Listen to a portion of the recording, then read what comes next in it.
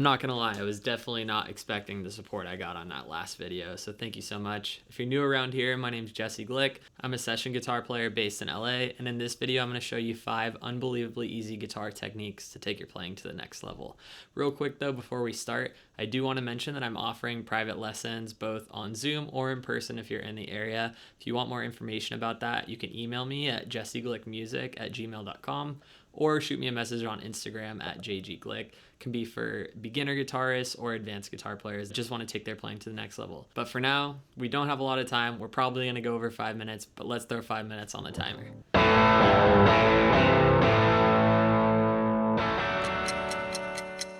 I just want to mention real quick, as with any technique you learn on the guitar, anything can be overused. So all this stuff I'm teaching you doesn't mean every time you sit down and play or record on a song or do a guitar solo, you should use these techniques. They're all to add a little bit of extra flavor, but if you're using all these all the time, it's just going to sound like you're showing off and you're not really serving the music.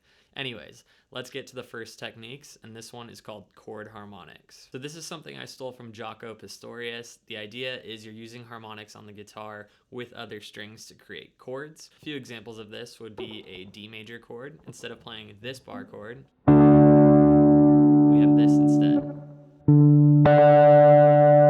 Instead of playing a G major bar chord, we have this chord instead. And you can also do a G over C, which would sound like this. Sounds almost like a C major 7. So you can use that as a substitute for a C major 7 depending on what the other musicians are playing. So this next technique is also using harmonics, but not in the way that you're probably used to using it. So I call these tap harmonics. Anywhere that you are playing a note on the guitar, if you just tap the guitar 12 frets above, you're gonna get a harmonic. So you could use this in melodic lines like this. To have my finger on the 2nd fret of the G string, the A note, I could hit it here.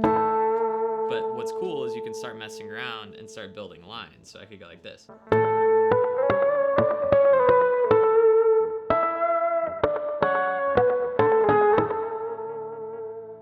And another thing I really like to do is use it in bends. So if I'm doing something like this, it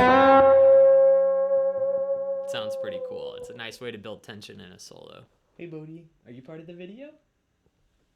All right, for this next technique, you're probably familiar with trills that sound like this.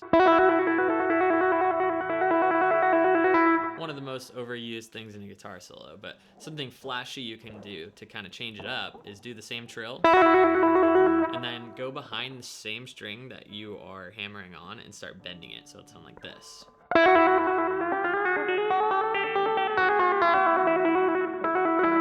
That's a good one if you just want to impress your friends, but honestly, if you do that on stage, unless you're playing like a hard rock gig, might not be the call. All right, so for this next technique, these are called octave bends, and you can do it in octaves or just across the neck. So let me give you an example. I could bend the string like this, which you're all probably familiar with. But if I want to add some extra sauce, I can bend an octave up, so it sounds like this.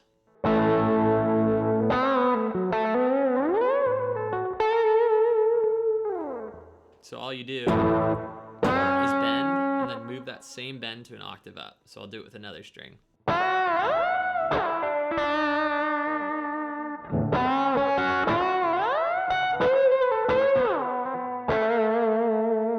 So that's if you do it in octaves, but it also sounds good if you kind of travel up the neck. That would sound something like this.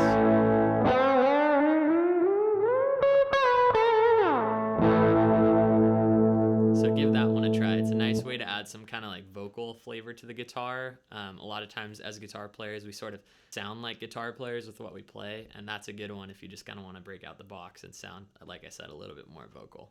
All right, so this last technique is called pedal tones, and if you're familiar with Eric Johnson, you've probably heard something like this.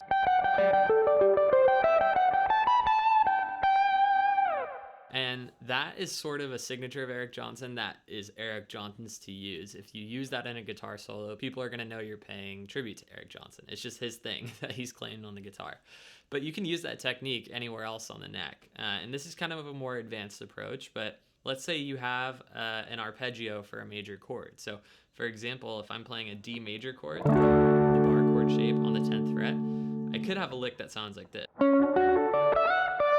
And I'm just playing through the chord. But if I want it more interesting, I can use that same pedal tone technique from earlier and it would sound something like this. So I'll play it slowly, but essentially what I'm doing is I'm grabbing the previous note that I played and coming back to it as I climb the arpeggio. So it would sound something like this.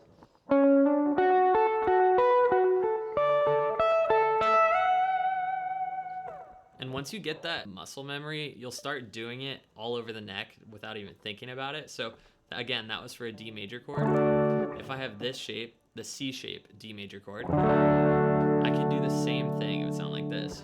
And once again, slowly.